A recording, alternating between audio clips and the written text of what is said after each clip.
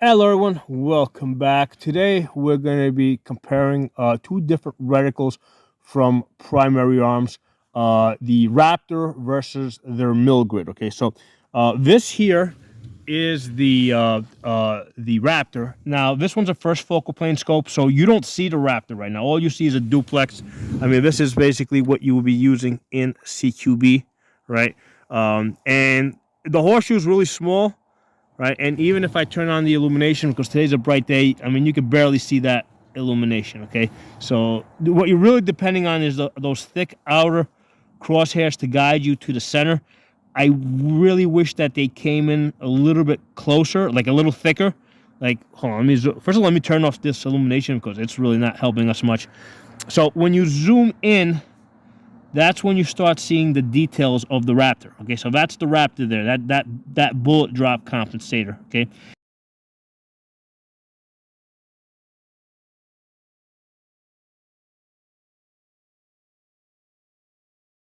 so when we're out here in 1x, I kind of wish that the crosshairs were like the same thickness that we have on the outside with a duplex. I wish it came in all the way to that that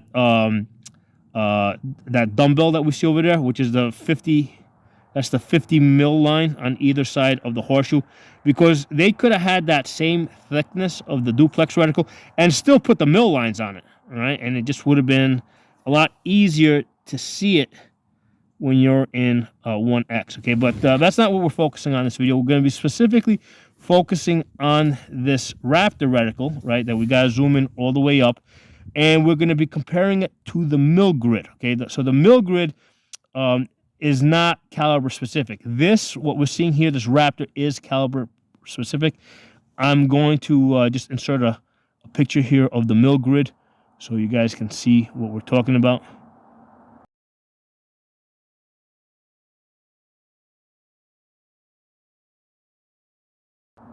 Okay, so that mill grid that you would have just seen, that I can use that with 22 long rifle, okay, because that is not caliber specific.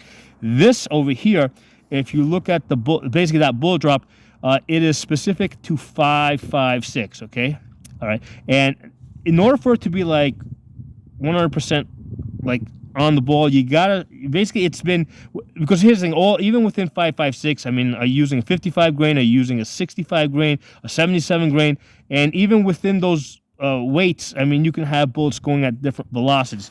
So this was specifically calibrated for M855, which is your military green tip, okay, and that I think is supposed to zero in at 100 yards.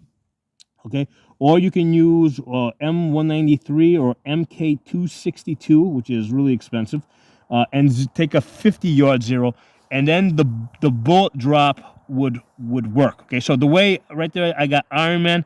So if we were trying to size this guy up to see at what distance he is at, right? So if we could see this guy from head to foot, right?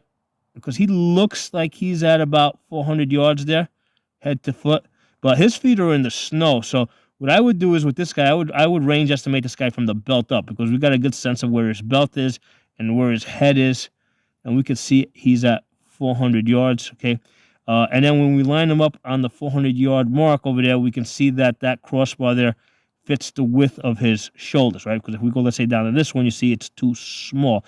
Now that's going to be true in all magnifications, right? So as I zoom in and out, right, or if I'm using him, if I'm range estimating him over here, that auto ranging, right? That's what they call that winged system, where you see how far somebody is, right? That's gonna be true in all magnifications, okay? Because this is a first focal plane scope, okay? Now this is not specific to this Raptor reticle, because you can have a second focal plane scope that has this Raptor, all right, or you can have a mill grid that's either in first focal plane or second focal plane. Okay, so whether it's a Raptor or whether it's a mill grid, or whether it's, let's say, the Apollo, which is the Apollo is similar to the Raptor, except that that's calibrated for 6.5 Creedmoor, I believe. Okay, and I think this Raptor will also work with 308. But again, it's specifically calibrated for the calibers I told you.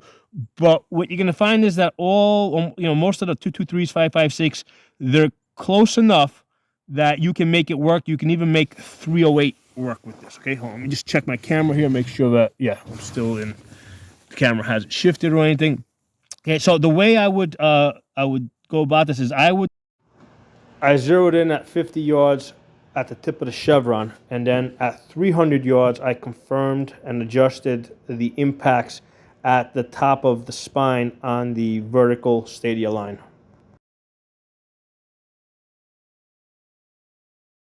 So let's say you see where the top of the head is, which is the top of the spine. Actually, let me put it in the snow so you can see it.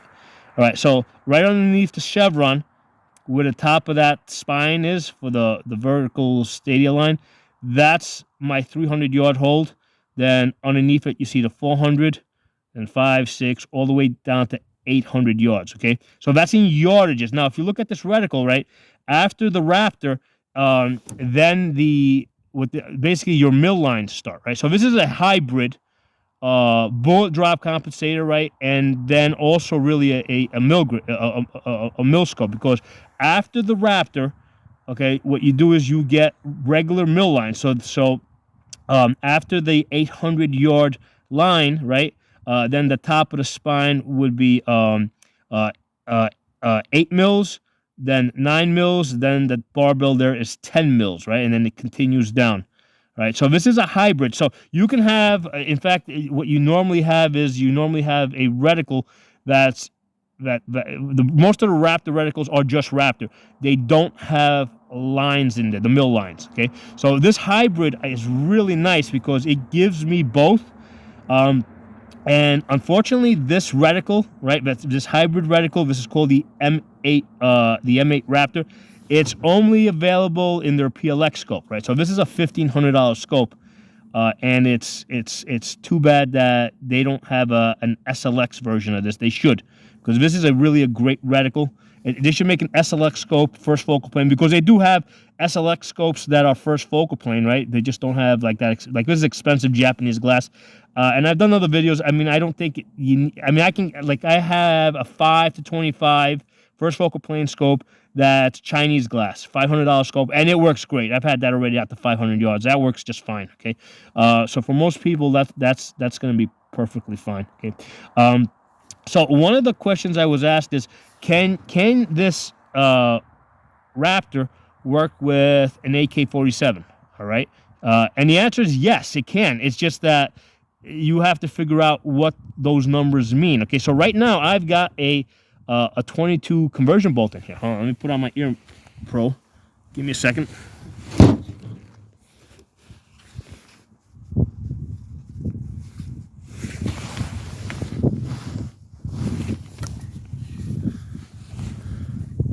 Okay, so right now I got on my ear pro. I got a 22 conversion bolt in here. Okay, so even though this reticle, this M8 Raptor, is calibrated for 5.56. Hold on, I lost my spot. Let me zoom up. Actually, let me load the mag here. Okay, so even though this is calibrated for 5.56, I got a 22 conversion bolt, and I've got this loaded up with 22 long rifle. Okay, so I've already tested this out, and I've made notes, right, that at 50 yards, where that target is, okay, my hold is the 300-yard line, right? So I'm using the top of the spine right there, okay, to make my hits at 50 yards using this 22 long rifle. Okay, so let me zoom back a little bit. Okay, so now I'm going to go out to 100 yards. Okay, so at 100 yards with this 22, right, even though I'm only at 100 yards, I got to use the 400-yard mark. Okay, so that's where the 4 is. So I'm going to line that up. It's a little hard to see against the red target. I haven't painted red on purpose because targets normally don't want to be seen. Okay, so that's why it's a dark target out there. So I'm using the 400-yard line. Okay, you can hear the hit.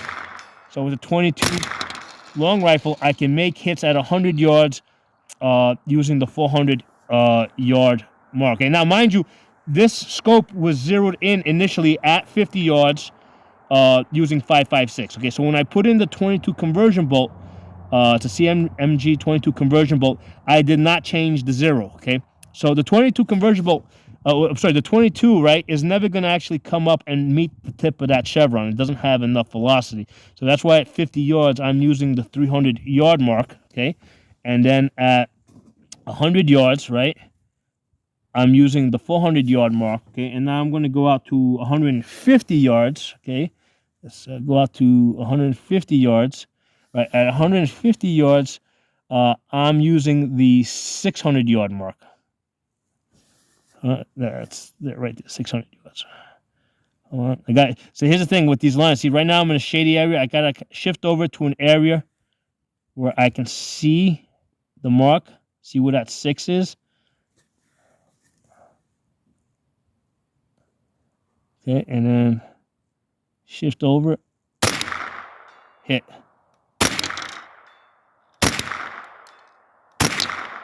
Okay, so you can see consistent hits at 150 yards using this reticle.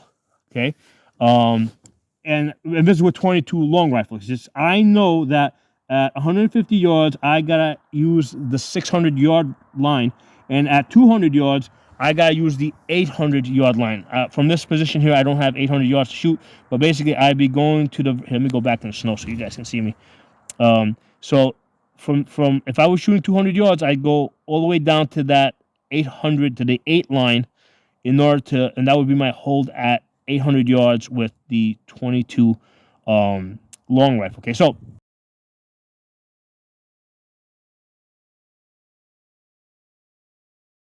we're gonna now. I'm gonna switch in the mill grid. Okay, now one of the things that I find, right, because here's the thing, for a long time I was in conflict, like should I buy the Raptor or should I buy the mill grid? Okay, so one of the things I like about the Raptor is that it's actually less busy, right? If you look at the reticle, I'll put it back in the snow here. If you look at the reticle, those dots are basically for wind, right? So the first dot is your, like, let's go to the 800 yard line. The first dot is 5, second dot is 5 miles per hour. The next dot is 10, then you got 15 and 20 miles per hour, okay, on the 800 yard line.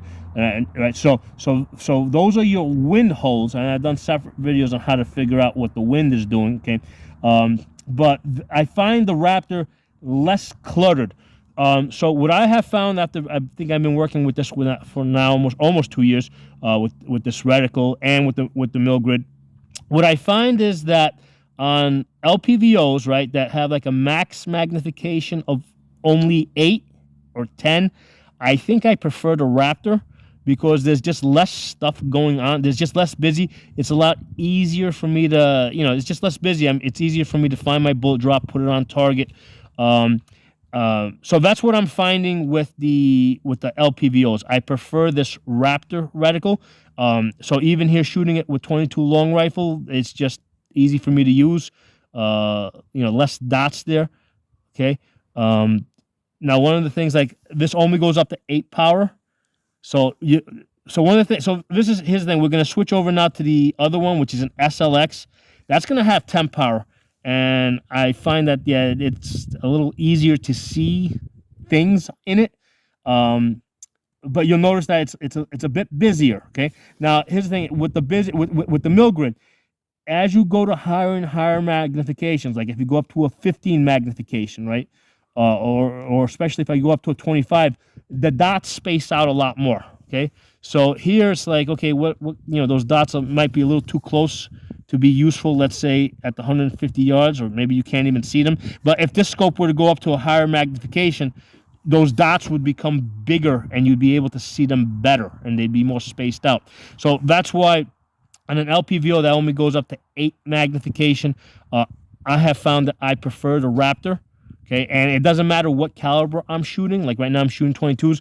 I just figured out what my holds are. Wrote it down and I can use it. So if you want to use this with an AK or whatever, some other caliber, you can use this reticle. It's just that you got to make some notes. You got to go out, shoot it, see where the bullets hit, and make some notes. Okay, so let's switch over to the other scope now. Let me pause this camera. Zoom up. So this is a great CQB reticle. I just wish those dark lines came in a little bit closer, because they could have had it. First of all, they could have had this come all the way up to where that 50 barbell is, right? And then beyond that, they could have had they could have extended the mill lines all the way out. Like this has 200 mills horizontal and on the horizontal stadia and the vertical stadia, but they probably could have got 300 mills on this if they just put lines also on the outer on the outer duplex. I mean, why not use it? It's there, because it can still function as a good duplex, but you can also have lines on it for range estimating.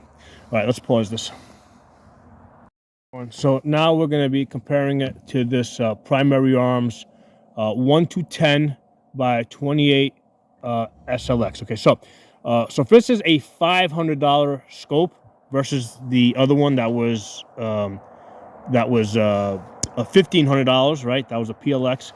But again, they can still put that reticle, right? That M8 Raptor, they could still put that in one of their cheaper SLX first focal plane scopes. Okay, so what we're really discussing here is the reticle, okay, not the scope itself. Okay, now one of the things that you will notice though is that this has a 10 magnification, which does make it easier to see things when you're at distance. Okay, so also the dots that are in it, you're gonna see that they're gonna appear a little bit bigger. Right, so I find that even though this is cheaper glass, right? This is an SLX scope. I find that that the extra 2 magnification, 10 versus 8, most of the time is more useful to me, right? So, so even though I love that PLX scope, I'm basically holding out for SLX scopes. I hope that they make that reticle, they put that exact reticle in an SLX scope. I would probably buy like another 2 of those. Okay, so here we go. This is so talking about the mill grid, right? Let me put this in the snow. So first of all, this is second focal plane, so it doesn't matter what magnification we're in. Okay, that horseshoe and the grid underneath it stay the same as I zoom in and out. Okay, so first of all, let's talk about that horseshoe. So this has a dark horseshoe. Instead of having those dark outer lines that come in, right, the duplex reticle, this one over here depends on that dark horseshoe to get you on target. Okay, so I mean, in CQB, I actually find this easier to work with because, like, even in dark areas, right, if I go in the shadows, I find that this darker horseshoe is easier to see. I think that they can perfect the other reticle by just having those duplex lines come in a little bit closer towards the center. Okay, but that's just, like as of right now in CQB, I find this bigger, darker horseshoe easier to work with. Okay, so let's talk about range estimating with this, because here's the thing. Let's go to Iron Man over there, right? So again, we got the winged system here, so we can see Iron Man's at about 400 yards there. Again, we can't see his feet, so we can range estimate him from the belt up. Where is it? Yeah, right there. He's at 400 yards from the belt up. Okay, but here's the thing. As I zoom in and out, right? So I zoom out, right? Let me go back to the 400. Well, now 400 doesn't fit, right? He's like right now. He looks like he's further. He looks like he's like way past 500 yards. In fact, like right there, like, because basically he's half the height of that 5. So I would put him at 1,000 yards right now, right? All right, but if this was a first focal plane scope, or if I was fully maxed out. So every time I shift my focus, everything changes on the scope as far as the measurements. So it's not just the range estimating, it's also my bullet drop. My bullet drop numbers also change, right? So I have to be all the way up in 10 magnification for both the range estimating to be accurate, and also for my bullet drop, because him being at 400 yards there, see, I can range estimate him across the chest, right? So I would use that first horizontal line, okay? But let me hold this straight, right? And I'm going to zoom out. Look, see, when I zoom out, look where that 400-yard line went. And now I'm going to zoom back in. See how it's moving as I zoom in and out, right? So what I have found in practice is a lot of times as I'm zooming, it's like I gotta zoom out, to get that, to get that wider field of view, right? And then I zoom in. Well, a lot of times, just because I'm in a hurry or something, I don't go all the way up to max magnification. I go to 10, right? I'm sorry. Instead of going to 10, I'll go to like 7 or 8. And that means like if I'm trying to hold that at that first line, it's actually not 400 yards. That's the 3 mil line, right? I mean, because we've got him at 400 yards, right? At 400 yards, right? Well, actually, no. Again, I gotta see. I got confused there. I didn't zoom up all the way. So he's at 400 yards. So that's the line I would use. That's not the same line as before. That's actually that first crossbar is the 2 mil line. Okay, so as you're going back and forth between that Raptor reticle and this one here, it can, because remember, these aren't yardages here. These are mil lines, okay? So the top of the spine is 1 mil. Let me count from the bottom up. So 5, 4, 3, 2. Okay, so 2, 1. Yeah, so the top of the spine is 1 mil, and then that first crossbar that matches up to his chest, that's the 2 mil mark. Okay, so that's 2 mils.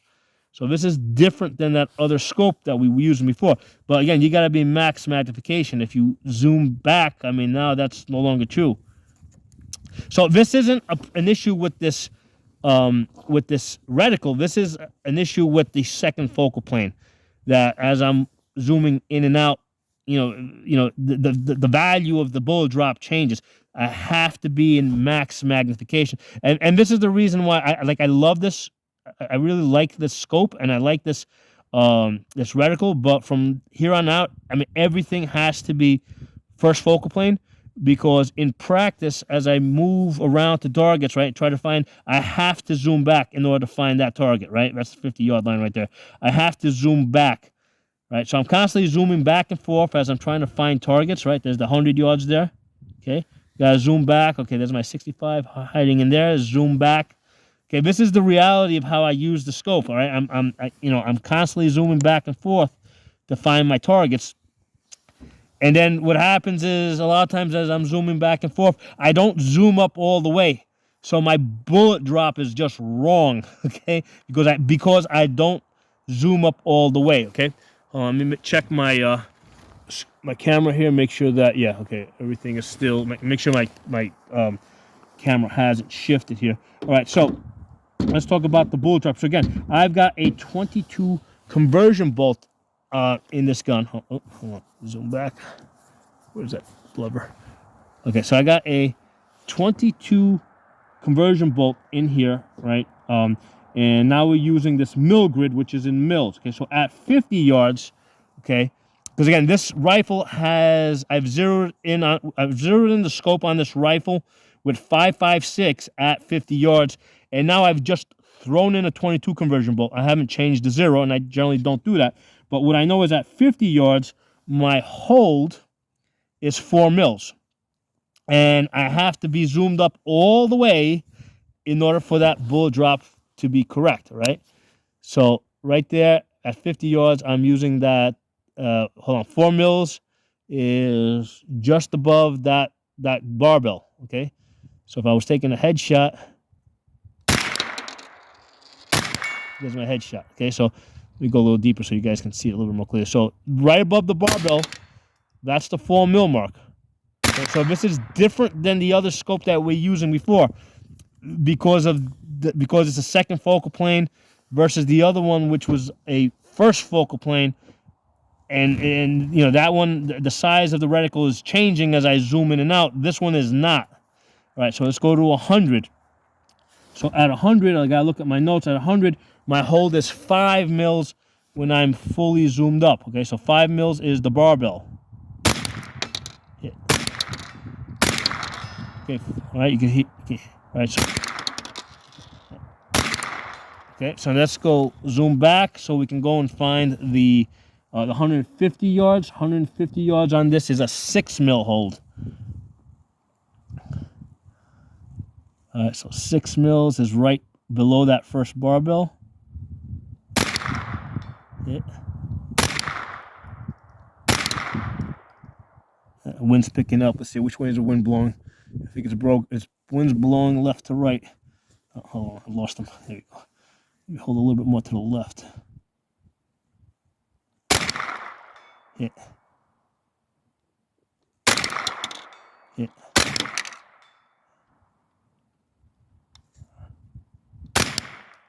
Hit. Okay, so you guys got an idea. So if I was shooting 200 yards, I would use the 10 mil. So at 200 yards, I would actually go to that second barbell, okay, because the 22 drops a lot faster. Okay, so here's the thing with this second focal plane, right?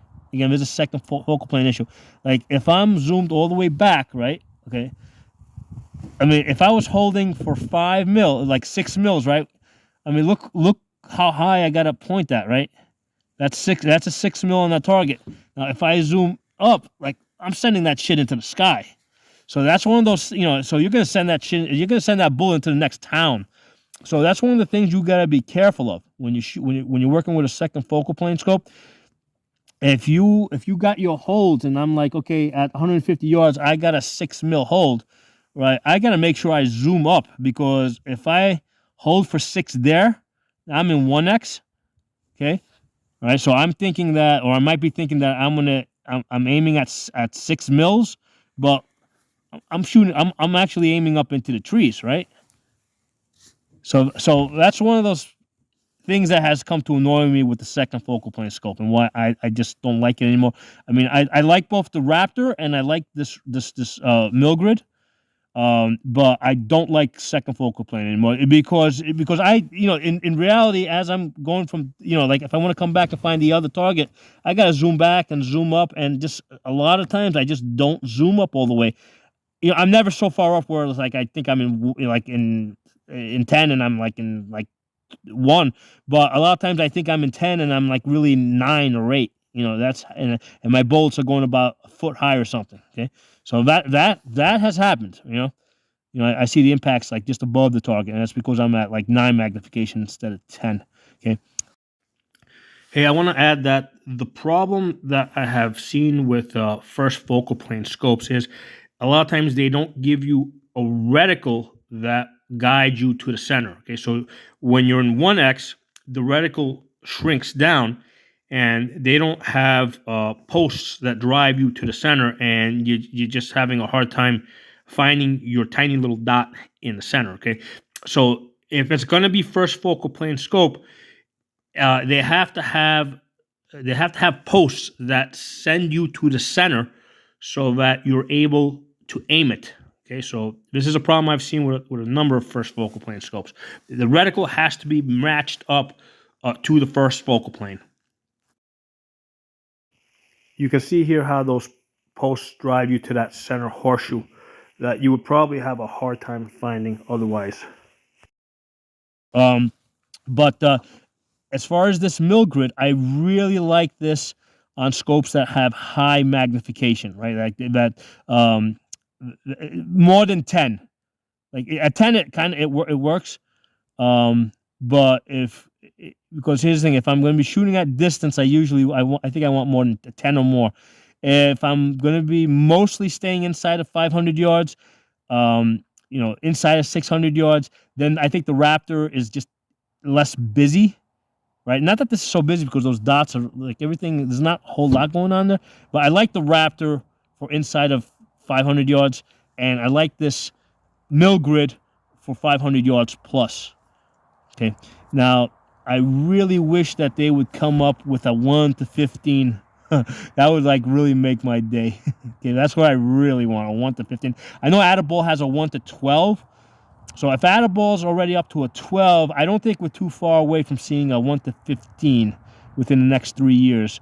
Okay, and that would be like the one scope to rule them all, because now you can work in CQB and you can take that scope all the way out to take that scope out to 1,000 yards. Okay, I'll make sure this. Yeah, I want to check, make sure that the camera was still on. Yeah, so you can see how in CQB this horseshoe works really nice. So this is like one of the issues with first focal plane, right? Because with second focal plane, you can have this thick horseshoe and it stays the same size, right? With first focal plane, they need to make the horseshoe tiny because otherwise, when you zoom up, it's just going to become gigantic. So first focal plane scopes, they're calibrated for when you're really at max magnification, and then when you zoom up to, when you zoom to 1 power, it's like whatever you have, okay. So that's the thinking behind first focal plane scope. So that's why they really depend on those outer crosshairs, those thick lines to guide you to the center, whereas this one depends on that horseshoe. Okay. Let me pause this. I'm actually going to go and get another scope, just another mill grid scope, but that one's going to be in with more magnification. All right, well, I'm going to now show you this primary arms 5 to 25 by 56. Now, obviously, this isn't a QB scope. This is a distance shooting scope, and the magnification only goes down to 5 power. Okay, but on this one, you can see in how the crosshairs, the thick bars, come in more towards the center at the at the lowest magnification, and how it's like really easy to get on target. And here, obviously, we're not using the horseshoe that's in the center because we can't even see the horseshoe in the center, right? We're just using those bars to get on target. So this is a first focal plane SLX scope. Okay, so this is a $500 scope. Okay, and I do have a red dot offset on this, which just helps me get on target faster at distance. And I have that set up to my left eye, so I'll look at the red dot in my left eye. You guys can't see it, and then when I look at it, look in the scope with my right eye, like I'm right on target. Okay, so right there. So when I'm out here, like you can barely see the lines. Right, you gotta go in the line in the snow in order for you guys to see the lines at all. Okay, so again, this is the first focal plane feature. But then when I zoom up here, let me zoom up over here. Right, so zoom back and I zoom up. Now you start seeing the details. Okay, now this has a parallax adjustment, which is sort of critical for a scope of this type. Okay, hold on, let me zoom back because I lost my spot. Okay, so with this, as you zoom back and forth, right, even though this is parallaxed pretty good over there, as I zoom in, the parallax changes, right? So if I want to see Iron Man clearly there, I got to adjust my parallax. There it is, right? And then if I zoom in some more, like, yeah, he's a little out of focus again, so I got to adjust my parallax again, okay? So, yeah, right there, we're a little too close. Let's back up a little bit. So this has that ranging ladder. So the way this works is, so basically you would go, you know, you put his feet at the bottom of the horizontal stadia line, and then his head at the top. Now, I mean, we know from before he's at 400, but what I would do with this guy, right, is I would put his belt on the horizontal stadia line, right, and then see he's at 800, and then just divide by 2. So he's at 400, right? So that's what you do with this ladder. Since you can't see the full guy, you're almost never going to see the full man. You just go belt to head, and then you divide by 2. And now I got him at 800. All right, and you can also go across the chest. He's at 4. Now, let's say he's like sideways to us, and all we can see is head.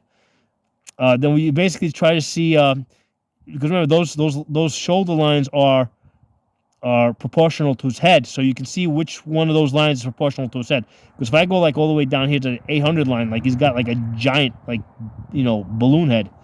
So you can also see which of those lines are proportional to his head. So of course, because this is first focal plane, we can size this guy up at any magnification, right? So they can't do it. You can get this mill grid in a first focal plane scope for $500. I mean, I think the list price is $700, but then with the optics plan holiday discounts, I got this for $500. Okay, so you can get it, and they should make I want to get that M8 Raptor in an SLX for $500. That's what I want, and And also they should make like the mill grid.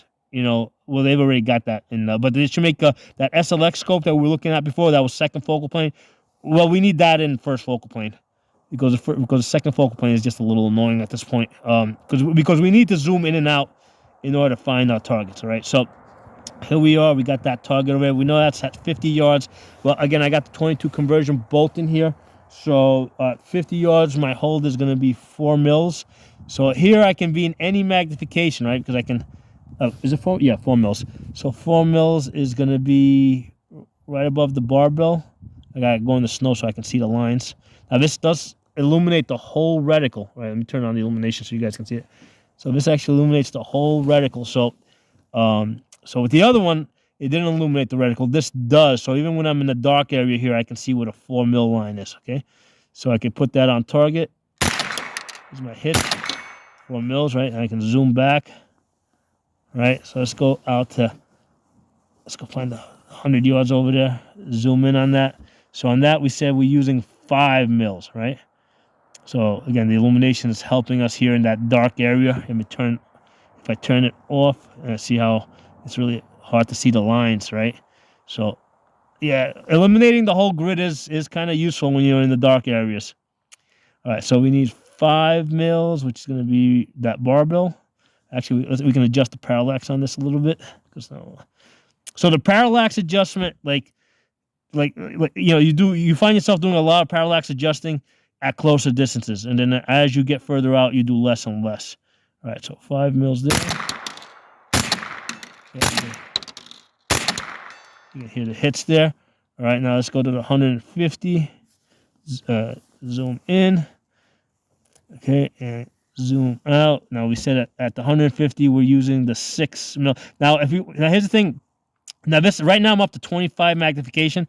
Well, you can see how the 6 is about to disappear, right? So we can't even see the 6. So one of the nice things about this scope is because this has the big turrets above, I could actually dial up 6 mils on the turret, and then I would just put the tip of the chevron on the target. Okay, so that's what you end up doing with high magnification scopes that go up to 25. But if I go up to 15 mils right there, I'm sorry, not 15 magnification, right?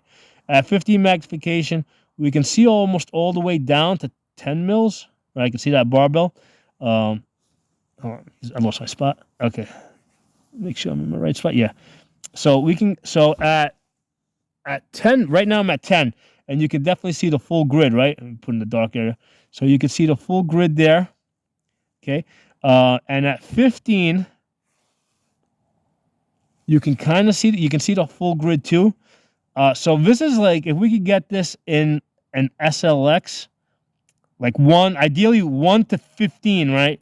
You wouldn't need it without a parallax adjustment, just the way the 1 to 8s work.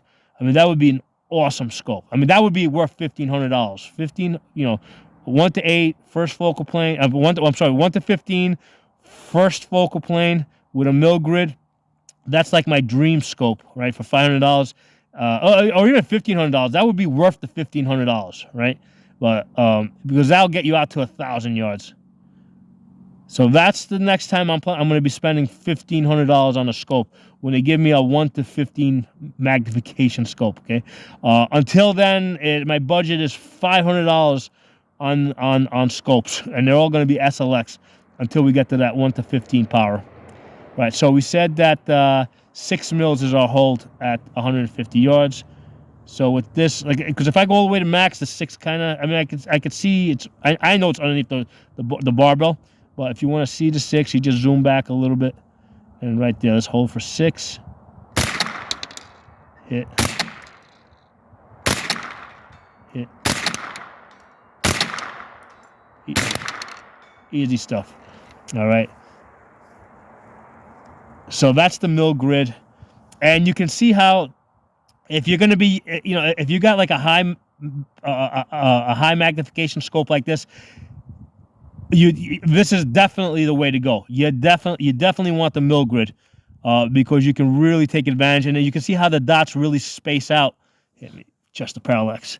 The dots start to space out a lot once you get up to those 20 to the 25 power. Hey everyone, I want to show you guys the scopes that we were using. Okay, so the first one with the Raptor is this PLX 1:8 by 24. So this is a $1,500 scope. And most of that money is in the compact, okay, because this thing weighs 1.5 pounds with the mount, okay, versus this SLX one, which is about a 1/4 pound heavier, right? You can see it's a bigger scope on there, okay. So the $1,500 is more for the compactness on this one, on the fact that it's lighter weight, okay. And I'm okay with having this size of a scope if they would make this in first focal plane, okay, because from here on out it's all first focal plane for me. But I like the complex reticles, and like I said, I think for 1 to 8 power scopes, I think I prefer the Raptor that was in here, okay. Even though I can make the mill grid work and fine, this is just a minor preference that I've recently developed. It took me about 1.5 years to figure this out, right? Just working with these two scopes side by side.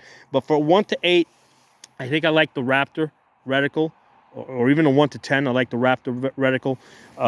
And like I said, I find that the 10 magnification in this scope is probably more useful than the Japanese, more expensive Japanese glass in that one. Okay, that's what I have seen. I just tend to see more out of those extra 2 magnifications, even though it's cheaper glass. Okay. And this one over here is again, this is also an SLX scope, $500 scope, 5 to 25 by 56. Now this is a gigantic scope. So this is like 2.5 pounds on top of the gun, okay? And this one has the mill grid.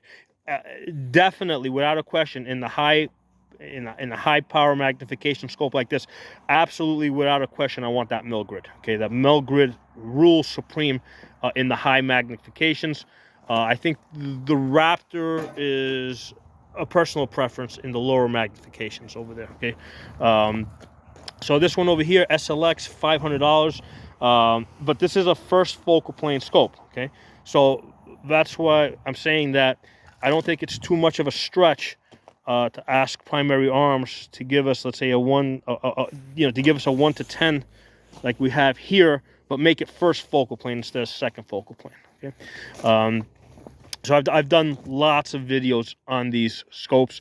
Take a look at I'm going to put a link below in the comments, and in the description that will have a link to a playlist, so you guys can check out all the scopes. Now, if you notice, all of these guns, they each have 22 conversion bolts. Okay, so I've got 3 of them. Okay, they're just that useful, because these 22 conversion bolts allow me to really practice and make use of the bullet drop at within 200 yards, right? Because at this particular location here, I've only got 200 yards to work with. I got to do a bit of driving to get somewhere else. So it's good that I can use the 22 conversion bolt and do lots of practice. I use this bulk ammo that I get at Walmart, right? And I can, these are the magazines. Okay. The other thing I use these pelletors that I got from Amazon. The electronic earmuffs. They allow me to hear the pings on the steel at distance. Okay. So the electronic earmuffs are great when you're shooting at steel with the 22s at distance, because I can hear the pings. Okay. So those are the scopes, guys. Drop some comments below. Talk to you all soon.